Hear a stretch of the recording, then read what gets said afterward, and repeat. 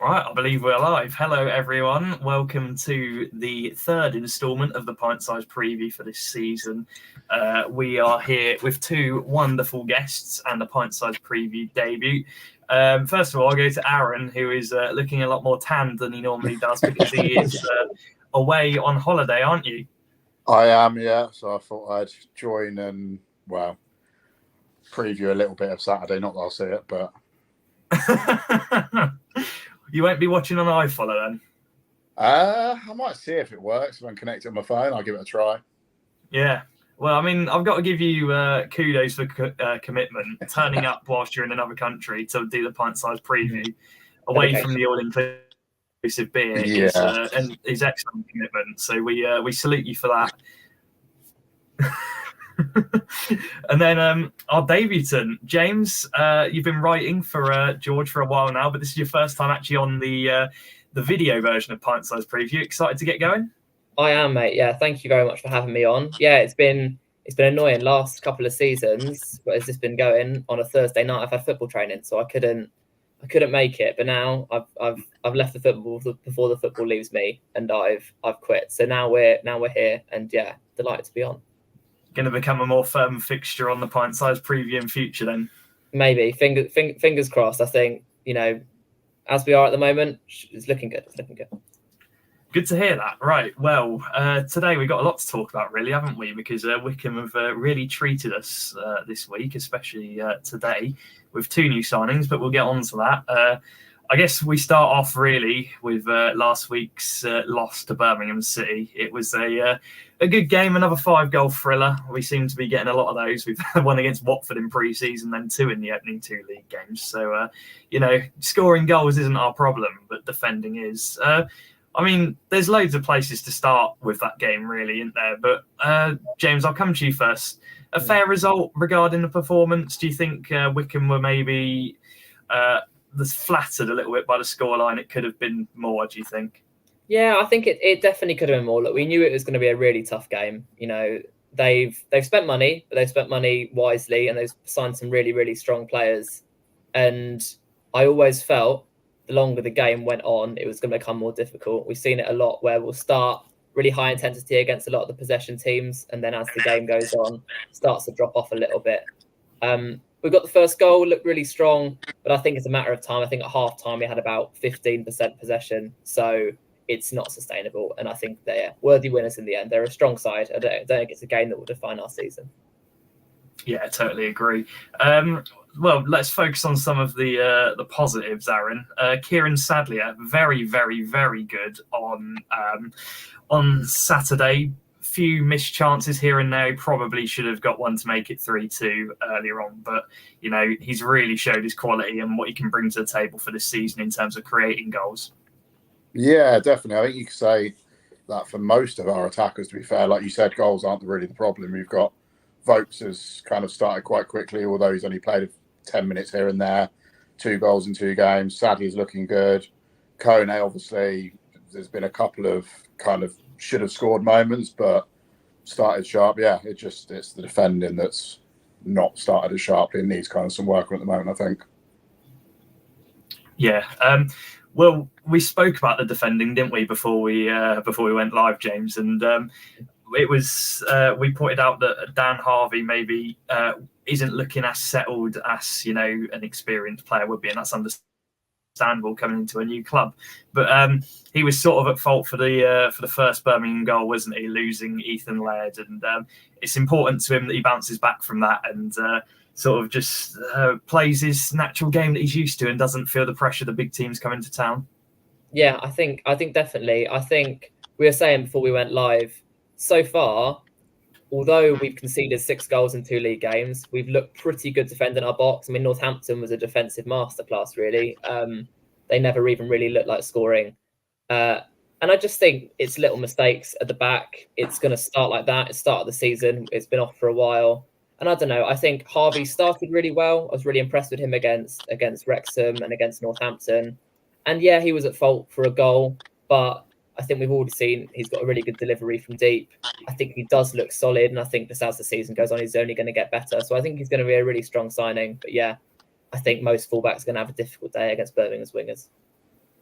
Yeah, definitely. I think what you said about Harvey sort of progressively getting better as well. I did notice that against Wrexham. Maybe he started a little bit shaky in the first 20, 30 minutes and then he sort of got better. He's going to be one of those players who maybe, you have to give a little bit more time than expected, but that's fine because there's a quality player in there. He played in that MK Don side that was 89 points in League One and somehow didn't get automatically promoted. So he's been there, done it before, and I believe he will be a real asset. But Aaron, you mentioned Richard Kone a minute ago.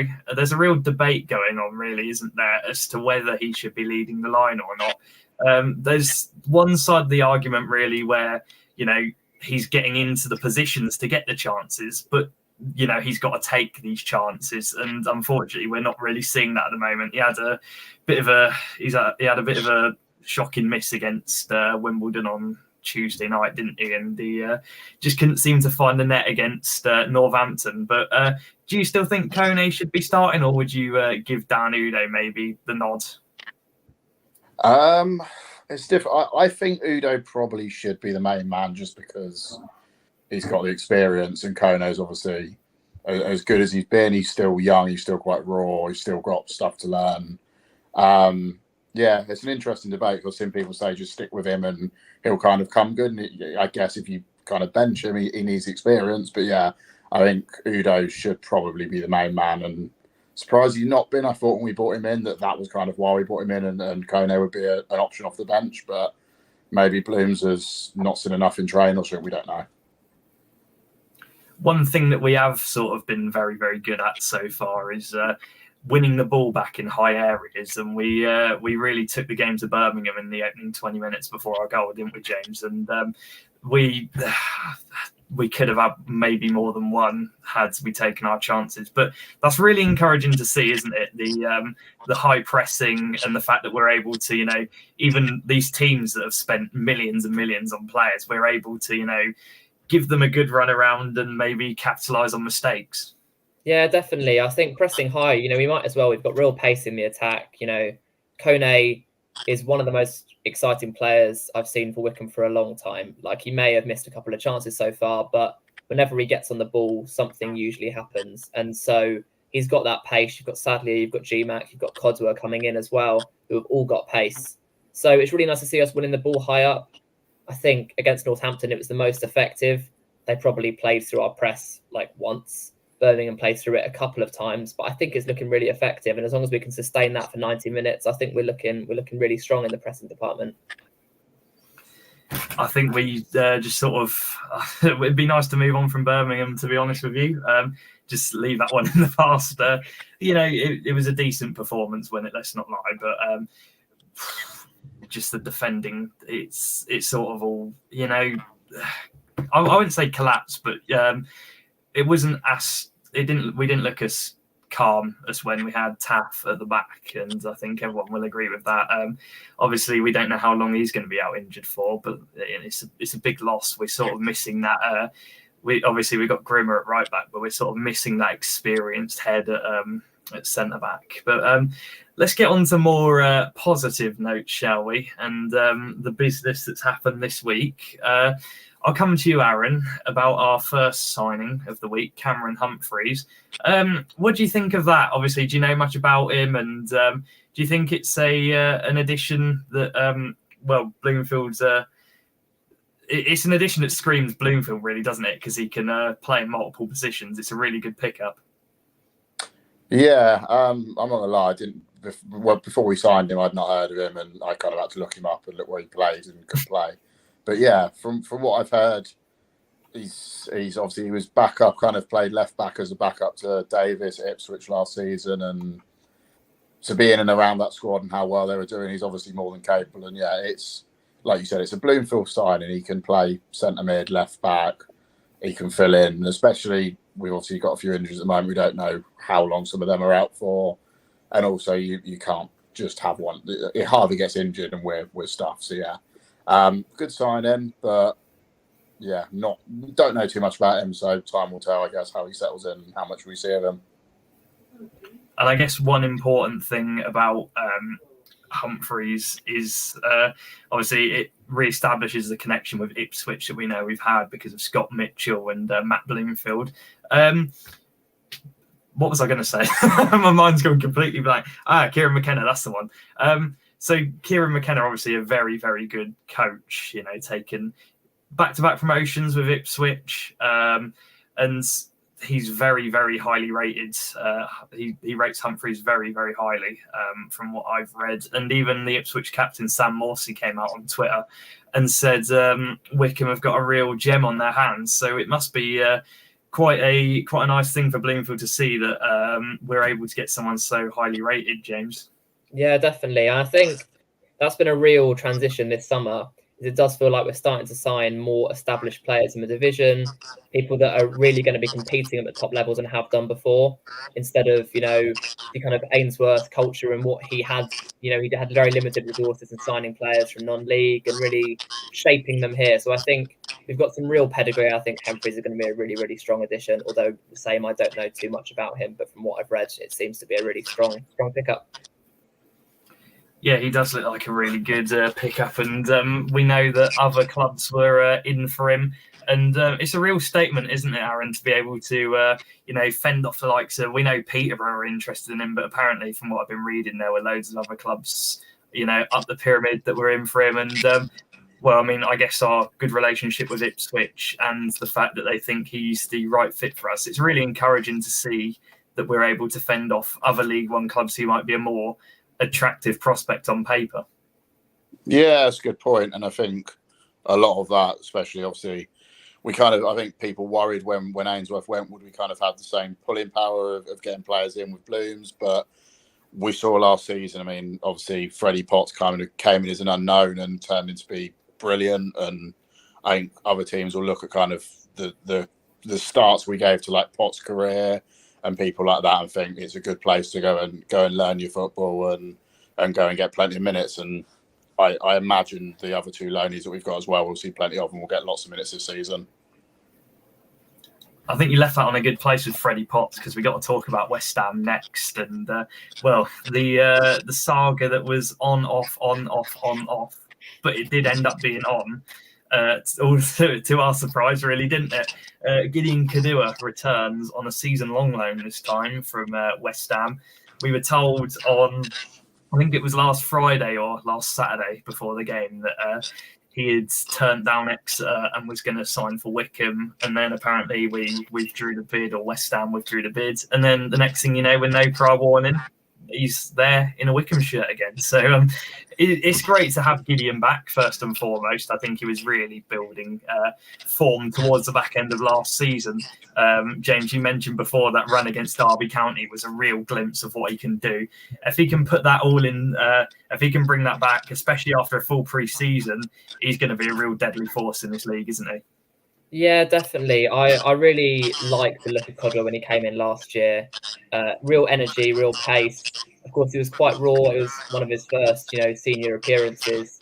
But he played 10 times. He looked really good. Again, we were saying Derby, that was a special run. And I think you saw as well how much all the team loved him, the way they surrounded him, picked him back up again. And I think he fits in really well. I think we've probably lacked a little bit of depth at wing so far. I love the look of Bartolo. I think he looks like a really, sharp player, but coming straight from the National League and then being chucked in and playing 45 minutes, 30 minutes each game, it's nice to have someone to compete with him for that and someone to really bring some energy, I presume, off the bench, but also be able to definitely compete and start in League One. I'm going to have to pause the chat about signings at the minute, because I've got to get this out. Hold on. It's not a Wickham signing. It's a Pint-Sized Preview signing. Oh my goodness. It's not a debut because he's been here before, but another new member of the Pint-Sized Preview has just joined us backstage, and I am desperately trying to find the four. There we go.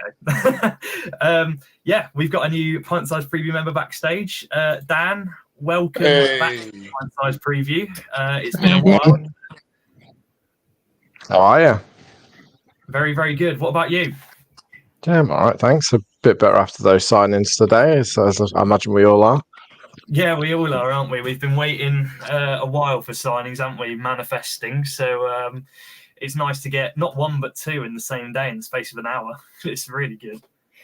I think what was pretty nice as well was I think Morley was a complete surprise. That came out of the blue. No one was expecting him. There was nothing on social media about him going anywhere. So it's nice when it happens. It's like when Fabrizio ruined it all. We kind of knew about Kadua for a while, didn't we? But it's nice to have Morley coming up. So yeah, I'm excited. Just think we need a defender now, and then we're good, don't we? So yeah. I mean, we spoke a lot about this in the summer, haven't we? About, Fabrizio and that, likes people ruining transfer. But to get a surprise one is just, it's quality. It makes it much more enjoyable. yeah, it's when we get Raheem Sterling coming up for a signing next, or if James Richards has his way, Ross Barkley decides to come on loan from Villa or something like that. We'll never stop manifesting that one. But yeah, where we were talking about Gideon Kadua coming back, I'll come to you, Aaron. The West Ham link continues. Obviously, we've been linked with Freddie Potts, we'll say, coming back again, which I'm sure we'll delve into in a bit. But it's nice to see that relationship's continuing, isn't it? And the fact that obviously we're still popular with Steve Potts about potential future deals. Yeah, it's a good link we've built, and hopefully we'll see not just with Kadua and whoever else this season, if anyone else, but over the next few seasons, hopefully we'll see that link continue and be able to get in some good players from their academy. And like we spoke about earlier, we seem to have a good reputation with other clubs of kind of giving them their break in men's football and the start to their career in a lot of the cases as the players we've got in. Yeah, it's a good relationship to have. And obviously, like you said earlier, the one with Ipswich as well, it seems that Bloomfield's building good kind of pathways to get players in the future. Definitely. I think the pathways we're building are very encouraging. It's important to have those sort of links with, Premier League, Championship clubs to get their good young players on loan, because sometimes your loan players can be the difference, can't they? As we've seen before. We'll get on then with Aaron Morley, which was a total shock.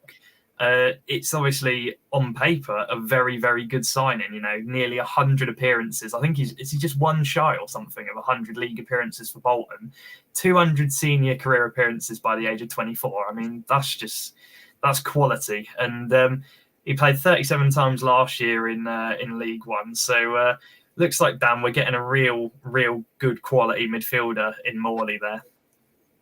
Yeah, he seems the part, doesn't he? He's only played in the Carabao so far this season against Mansfield for Bolton. I don't know whether it's a case of the fact that Bolton have strengthened such a way that the cut is just kind of not become obsolete, but do you know what I mean? He's not needed there anymore.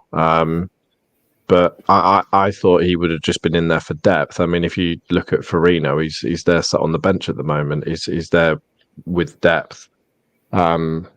Providing something decent for them. I thought Morley would be exactly the same. So it's certainly not a signing I was expecting. And to be honest with you, I wasn't expecting any more midfielders after Gids came in earlier. So for us to have a second one on the night, I think it's a plus, isn't it? It's good. That was one thing that we were missing against Birmingham now, and to an extent against Wrexham as well. And that's maybe what Backinson should be doing. Is spraying the balls around, and Morley seems to be that passer that we need in midfield. That maybe we had with Potts last season. I think this probably does mean that we're kissing goodbye to Potts, but who knows? We've been surprised before, so we'll see. I'll keep saying it. The number 19 shirt is still available. Aaron Morley's keep manifesting, can't we? Honestly, I wonder if it also means maybe the Leahy injury is a little bit more serious than we were hoping, or something like that, because it does seem like a lot of midfielders to be putting in that squad. Yeah, I think you're right. That's what I was going to come on to, actually, the Leahy injury. James, obviously, on paper, I mean, probably fairly similar players, aren't they, Leahy and Morley? Both both good at passing. Both, from what I've read, Morley's very good at set pieces, and so's Leahy. So it's sort of, if Leahy's out for a while, obviously he's one of our best players, and it's going to be a massive miss. But it's good to see that we've acted swiftly to sort of bring in a like-for-like deputy whilst he recovers from his injury. Yeah, definitely. I mean, I don't know what goes on behind the scenes. The fact that none of us knew about it potentially means that it was quite a quick reactionary signing. I'm not sure. But Leahy, the way he was limping off against Wimbledon signifies it's going to be many months, isn't it? That kind of injury. But we won't speculate until we know. But yeah, it didn't look great. I think, honestly, when all of our midfielders are back fit and ready, it's going to be a really, really strong position in the team, which is really crucial to the way Bloomfield plays. And I don't really think it will be the issue for us this season. Yeah, I think it's. I don't know what's really confused me as well. Bolton, obviously, League One side, same as us. It's just sort of.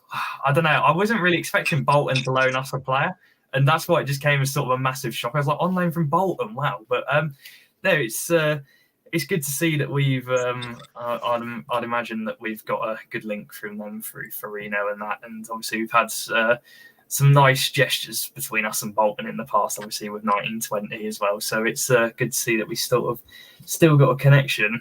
One thing though, Aaron, that I did wonder that sort of just popped into my head now was, and this is the last question I'll ask you, so you can shoot off to the bar again.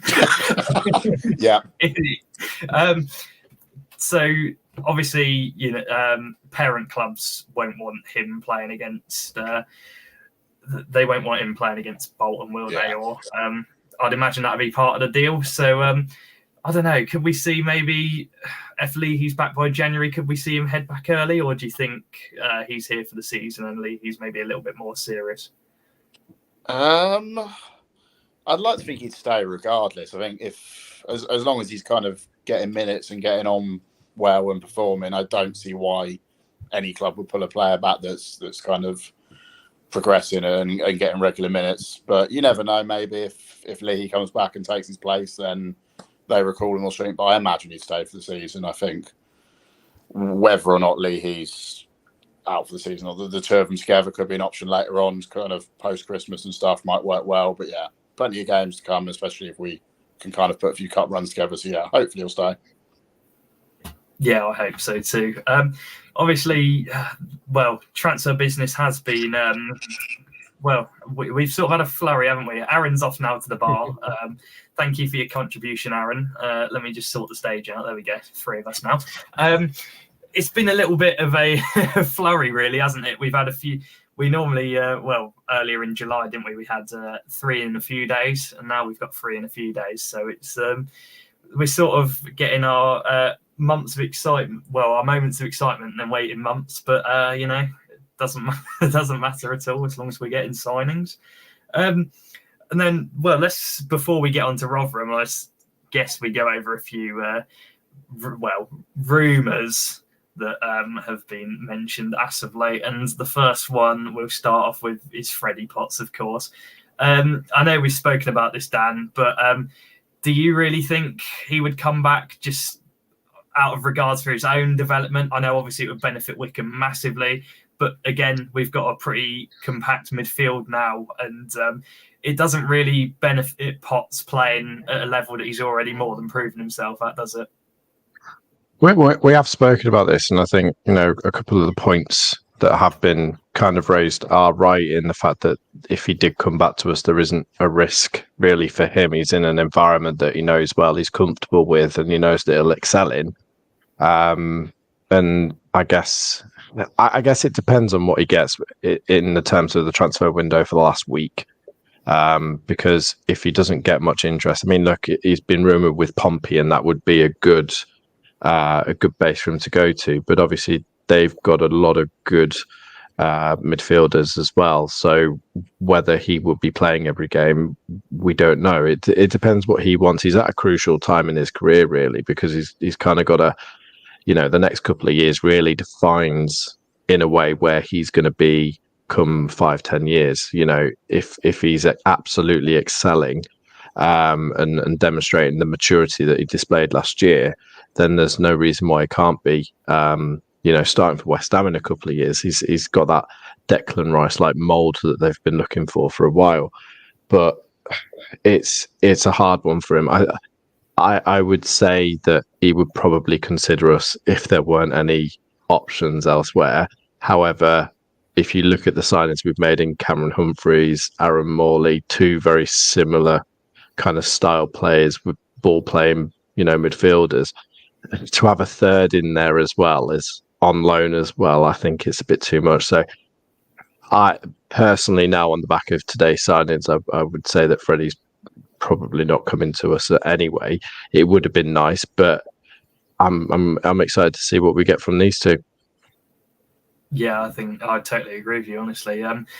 It would be a huge benefit for the club, obviously, having Freddie back, but we've got a pretty stacked out midfield now, and sometimes you just have to move on from loan players, don't you? Because they say never fall in love with a loan player. But one sort of benefit of the two signings today is that we've really plugged the gaps in midfield, and obviously we may not need Freddie now, but it would be nice, I suppose, to have him back. But without further ado, I suppose we get on to Rotherham, the return of Steve Evans to Adams Park after last year's disgrace.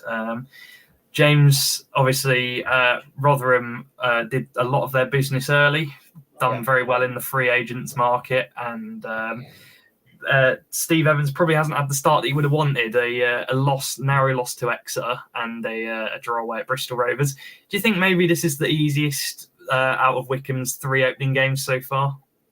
It's a really difficult one to answer, because I'll probably say yes and then they'll beat us by however many goals tomorrow and I'll look like an idiot. But I think it's a really difficult one with Rotherham. At the start of the summer, before Birmingham made their crazy business, I had them down as the league winners. They've signed players with League One and Championship pedigree. So the fact they started slowly is a bit of a surprise. They probably should have got more away at Bristol Rovers, but they were pretty deserved losers against Exeter on opening day. So I think Wrexham is probably still going to be the easiest of the three. I think we had a real chance there while they still had a couple of key players not quite up to speed. Birmingham was always going to be a bit of a free hit. And I think tomorrow is going to be a really different type of game. We know the way that Steve Evans' sides usually play. Everyone plays a different way of football. It's no right or wrong way, but we know it's likely to be probably a more of an aerial battle tomorrow, and may not be the prettiest game of football. But I think we really, succeed in those kind of games. And I think it's going to be really close. I think probably a low scoring 1-1, 1-0, 0-0. I need to decide tonight before I submit my prediction for tomorrow. But it's going to be a really close one. I think I agree with you, honestly. We know what Steve Evans is about. Obviously, last year we know what Steve Evans is about in footballing terms, let's just say. And do you guys think, honestly, there will be a little bit of added spice considering what happened last year? I know a different club, but Steve Evans is probably not a very popular man with any Wycombe fans, is he? Although we got to admit he is a fantastic manager for this level. He is not a very nice human being. And Dan, do you think maybe Bloomfield will be a little bit more up for this? Obviously, I've said that it's a different club, but do you think he'll be a little bit more up for this, wanting to get one over on Steve? I think Blooms will just want to get some points on the board, to be honest, more than anything. I think that's probably more important than anything else. I think we'll have that wanting to get one over on Steve Evans. I think Steve Evans upsets absolutely everyone, so he won't give a shit either way, whether he's annoyed us or not. So, let's just... It's going to be one of those. It's going to be an absolute turgid affair, I think. I mean, the club actually posted something earlier. So over the last 13 games we've played them, we've won 6, drawn 6, lost 1. But I think we've drawn and lost them more recently than the winning. So, yeah, it's going to be a very tough one, isn't it? But I think we're at that point because we had this last season, didn't we? We lost 2-3-0 on the bounce, and we were all panicking a bit at the first part of the season. And then we came to the Leyton Orient game, and we turned it on a bit. I think it's a bit more difficult than what Leyton Orient was this time last season. But, we do need to kind of go out and win now. We need to push on for the win because I think it's important. Otherwise, I've said it many times before, we could actually end this month being on 0 points, and that's not a place where we want to be at this moment in time. Especially with a squad of our sort of ambition. Yes, we've been handed 4 very tough opening games, but we do want to make a noise, I suppose, and prove that we're a match for anyone on our day. But I guess performance-wise, we have been for Wrexham, but we've got no points to show for that at the moment, which is probably the most crucial part of tomorrow, just getting that initial, even if it's just a point, getting us off the mark. I know, James, we spoke before the show started about how many new signings we think are going to be involved tomorrow, and it's going to be quite interesting to see what the squad he picks is. Obviously, we know we got Bez handling out long term. Lee, he won't be there, but we don't know how the extent of that injury. Taff as well, don't know to what extent he's injured, but do you think that it's going to be a case of throwing the three new signings straight in, or just slowly bedding them in? Well, this is a difficult question. I don't know. I think if anyone's likely to come straight in, it's probably Kodwa because of the position he plays. The likelihood is he probably replaces Bartolo on the bench. I think it's going to be a relatively unsettled team. Like, unlike last year with 2 3-0s where we kind of got smashed in 2 opening games, there's no need for panic. We've looked pretty good. We've played against 2 really good sides in the league, not so much in the cup. And so, I think there's no need for panic. I think we'll be a relatively settled team. Take out Leahy because of the injury. And I think we'll be fine. So maybe Kodwa, but I think maybe a little bit too early, probably on the bench for the other 2. One thing that has been sort of on the mind of Wycombe fans as of late is the formation dilemma. We saw a different shape against Northampton, didn't we? We played the 3-5-2, I believe it was, or 5-3-2, whatever you want to call it, with the wing backs. And to be honest, we looked a lot more settled. We had Tafazoli in the middle, Hartridge, obviously, with an unfortunate red card that was just, well, a bit crazy, wasn't it? You can't blame him for that. But we looked a lot more sort of settled and went about our attacking play well in that formation. So I don't know. Dan, would you stick with the 4-2-3-1 we've been running, or would you sort of change it up a little bit, go for the 5 back, see what it's like in the league against Rotherham, maybe give Kone and Udo a run out and, see if that's sort of the way to go forward, if we've got the personnel, of course? I think we've seen from the first few games that Kone needs Udo up the top. I mean, in that second half versus Wrexham, Northampton game, you saw a difference in his play. Obviously, he had that chance that he missed against Wimbledon, but he was up front, I think, with Udo at the time. And, we started to get our chances a bit more. I can't even want to say this, but I want us to do the 3-5-2 again. I can't believe I'm even saying I want 5 at the back. But I just think it suits Harvey's style of play better. Like last season, we didn't have that left back position. JJ was too kind of, he's lost his legs a bit, and he won't be able to do the left wing back role. And then Leahy, really wanted to be in midfield instead. So, Harvey suits that role a lot better. Obviously, Pattenden suits the right wing back role a bit better as well. And then Grimmer slots into the back. My only concern with that is that since we did that against Northampton, Taft's gone off injured. Our back line doesn't look great. Saying that, though, I would give Skura a go and have Lowe, Grimmer, and Skura at the back. That might be a nice option. No. No.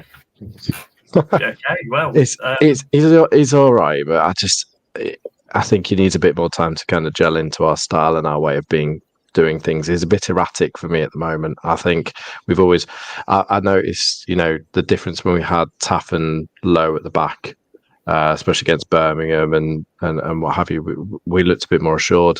Obviously, with Taff at the back against Northampton, we looked a bit more assured. There's a bit more confidence. Hartridge, I feel, will come good. He's done things right at Exeter, but I think he just needs to mellow it out a bit. Yeah, I think he has looked a little bit erratic at times. Obviously, the red card would have given him time to sort of reflect and look back on his opening performances, because even, we played the 3 at Northampton. Hartridge did look a little bit more like he looked the most uncomfortable out of the 3, didn't he? So I think, especially when he rugby tackled someone in the first half. So I forgot about that. Yeah, he's. I believe he will come good, but I think maybe is the time. I do agree with you, Dan. I think maybe is the time to change things up. And Declan Skura is one that we have been speaking about quite a lot. He had a very, very good loan at Ebbsfleet last year.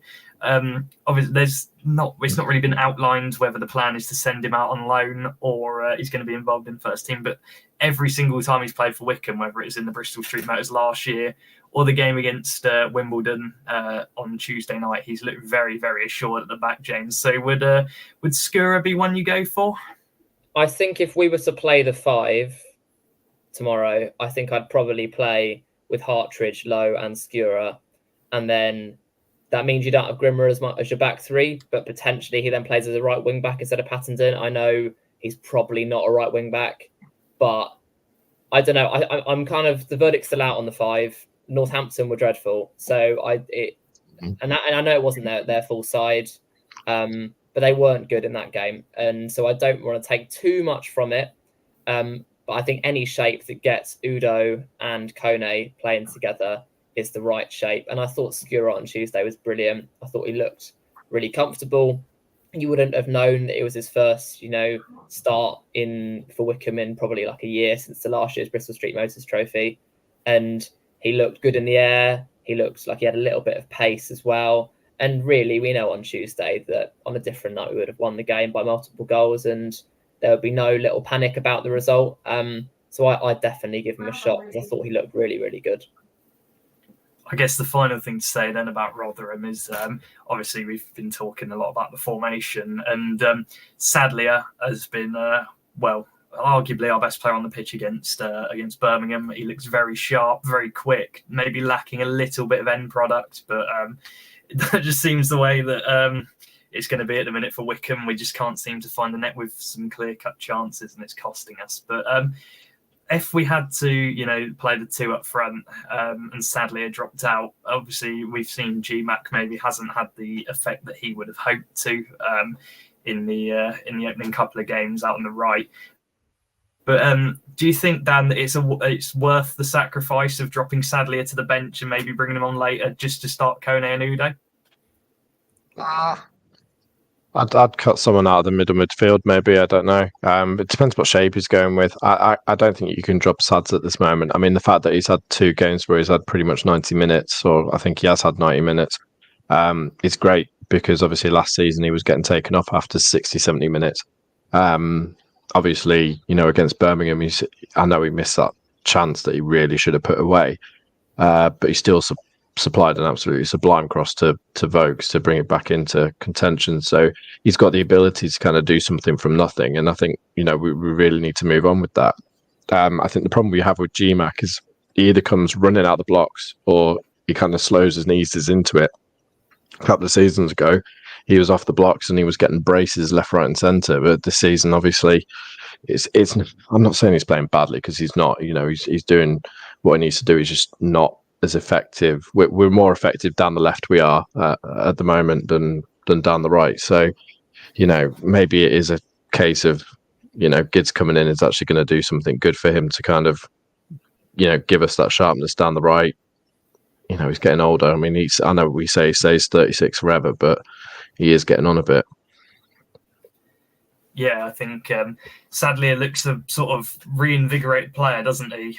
After this pre-season, he got a full pre-season in his legs. He looked sharp against Swindon, looked sharp when he came against Watford, and he's followed that up with 2 pretty decent performances in the league. But I think that's everything that we could cover about Rotherham, really. Apart from the score prediction, of course. I'll come to you, James, first because I know what Dan's going to say. You said it was going to be a close game, so are you going to stick with that? Yeah, I mean, I'm not sure tomorrow is the game for a 5-3. I think that's probably one of the least likely. I know you'll probably disagree with that. I don't know. I think tomorrow is going to be really, really tight. Give you an actual score prediction now. I think I'll probably say 1-1. I don't think it'll be a 0-0. I think we create too many chances not to score a goal at the moment, but we know it's going to be a slightly slower game. But I would really like to see us play some football tomorrow. Rotherham may not play football all the time. Again, I don't know what Steve Evans is going to do with a better bunch of players. They've got some really good players in that team, and they have kept some of the ball so far in their games. They're not just kicking it away. So I think I'll probably say 1-1. We'll see what Dan thinks. Who's your goal scorers in your 5-3 then, Dan? Kone or 5, just to prove everyone wrong. Nah, do you know what? I want to see Udo get a goal tomorrow. I think he will. If we bring Vokes off the bench, let's do that as well. Vokes 80th minute header. It's the thing is, right, Rotherham always a really tough game. Ball's never in play. Steve Evans, we never do well against him. He sets us up horribly, but then they've got Johnson Clark-Harris, and they've got players that can kind of play out and attack well. So I think it depends on how he goes out. I'm still sticking with my 5-3 though, because as I say, if the moment I stop doing it is the moment it happens, and then I'll be upset about it. I feel like I need to get more entertaining with my predictions. My predictions are very boring at the moment. It's been the same for a few weeks now. I think George has highlighted that. So I need to maybe change it up. Maybe next week I'll go with you, Dan. Maybe we'll go for a 5-3 next week. We'll see. For something exotic, and let's see what happens. Why not? 6-4, 8-5, something fun. I was 6-4 last week. I wasn't a million miles off, to be fair. So you never know what's going to happen. You've been right on aggregate in our first 2 league games, so you're not far off on that. I think I should get a forfeit for everyone just for that. Yeah, I'd agree with that one. Yeah. We'll go with that. James Richards, you're drinking something disgusting for making me drink salad cream and milk once. Still haven't forgotten. Never forgive, never forget. George says he doesn't think James has ever published a prediction other than 1-1. I don't know. Yeah, sorry, George. I need to get more exciting. Right, next week, Blackpool, no manager. We'll go for something exotic. I'll stick with 1-1 for tomorrow, and then next week we'll try something different. I mean, we've got Keezy's Blackpool next week, so God knows what the score's going to be for that. We could get Keezy. You got any coach experience? I don't know, actually. Yeah. He was doing his badges and that when he was with us, wasn't he? So I think they brought him in on the basis that he was doing a bit of coaching of the dev squad alongside Sam Grace. I believe. I might not be right, but I know he was doing his coaching stuff, and I think we were developing that. I think it's the same. Obviously, we did the similar with JJ and kind of helping him with his football business stuff, and I think folks he's doing the same again this year. So good to see, isn't it? Yeah, it's nice. That's what we want. Some of the EFL legends going into management and other roles like business and stuff. It's really good to see, and obviously we wish Richard Keogh the best of luck with his interim role at Blackpool. Other than next Saturday, apart from exactly. Other than next Saturday. I think my prediction. I think I'm going to join you, James. I'm going to go for a 1-1. Sorry, there we George, go. Someone agrees. But I do think everything you say is right. It's going to be a tight game. Playing Rotherham now is sort of like playing the Wickham of old, isn't it? Really, when you Gareth Ainsworth, ball's not in play for very long. Just we can nick a goal off a set piece or something, and we've got the quality to score and just sort of sit back and hold it. We saw that with Stevenage last year, didn't we? Beat us narrowly in both games. So it could be a similar story. I do agree with you guys that I think we're too good going forward not to score. I think we will score. I couldn't tell you who. But yeah, it's definitely going to be a close one. They've got some great quality as well. Johnson Clark-Harris, although at Peterborough he hasn't particularly set the world like these last couple of years, we know what he's capable of when he gets firing under a great manager like Steve Evans. I have no doubt that he's going to do. For as much as I dislike the bloke, he's a nasty bloke. He's a good manager at this level.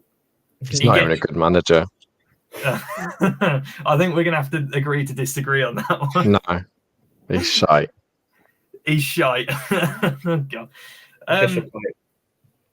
So yeah, I think 1-1 would be a fair result. If anyone else has any predictions, do let us know in the comments. But I think that just about wraps it up for this week. Gents, thank you for joining me. Nice to have you both on. A debut for James and second debut for you, Dan. You joined us on the deadline day. Window. That was it. Yeah, that was good. Yeah. Hopefully, maybe something the same this year. Maybe. Fingers crossed. It'd be awesome to do something like that again. And deadline day. That would be a great stream if that does happen. Last year was awesome. It was so good to host, and we got to get the club on as well. It was very good. We got to announce Nigel at 11 p.m. at night. I was 4 beers deep. DJ was off his head. It was beautiful. Here's to the same. Yeah. George is banning 1-1 predictions. Good. Can we announce Nigel for 2 transfer windows running? Will be the question on everyone's lips. Special player. I know, Dan, you're going to do some manifesting, and I will join you in that. Absolutely. As long as we all do it, then that will help. Yeah, everyone say a quick prayer tonight, and hopefully we will get our Nigel back home. But thank you to everyone for watching. 205 viewers. Awesome to have that number again.